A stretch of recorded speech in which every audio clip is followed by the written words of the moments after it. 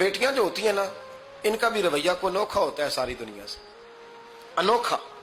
मैं कभी कभी कुछ ऐसी बातें करने को दिल कर जाता है कि जो कर गुजरते हैं। एक साहब मुझसे एक दिन कहने लगा, हज़रत साहब बड़ी मुश्किल में हूं और इतना कठिन वक्त आ गया कि कोई हाल ही नहीं। मैंने उनसे कहा कि अपनी अम्मा से दुआ कराओ, मसला ठीक हो जाएगा। कहने लगा अम्मा तो इंतकाल कर गई। तो मैंने कहा बहन से दुआ कराओ। कहने लगा बहन दूर रहती है। तो मैंने कहा फिर बेटी से करा लो। आप यकीन करें, अल्लाह के घर में बैठा हूं, रमजान का महीना, मुझे तीसरे दिन मिला। कहने लगा हज़रत साहब अल्हम्दुलिल्लाह, अल्लाह ने मेरी मुश्किल आसान कर दी। कहने लगा ये नुस्खा आपने बड़ा अजीब बताया, पीर तो इस किस्म की बातें नहीं ना बताते। पीरों ने तो आपको पता है दुआएं कैद करके रखी, सिर्फ हमारी कबूल होनी है। कहने लगे आप उनका मेरे साथ इरादत का रिश्ता है। कहने लगे आप किस तरह के पीर है कि आपने मुझे पलट के कह दिया कि अम्मा से, बहन से, बेटी से।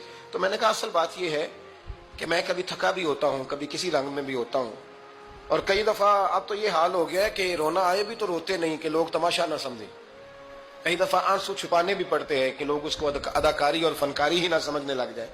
तो मैंने कहा ये जो बेटी होती है ना, ये जो बहन होती है, ये जो माँ होती है, इसको इशारतन भी आप कान में कह देना मुश्किल में हूं तो ये रात को रो रो के मुसल्ला भिगो देती।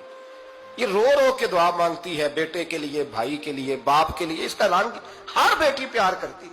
और यकीन करें कि कलेजा ठंडा हो जाता है जब बेटियां छाती पे लेटती हैं, तो लुत्फ आता है कि अल्लाह करीम ने इस नन्ही सी कली में क्या ठंडक रखी है कि सारे दिल का जो है बोझ इसने हल्का कर दिया। तो बताइए फिर मेरे नबी पाक की शहजादी की हुजूर से मोहब्बत कितनी होगी।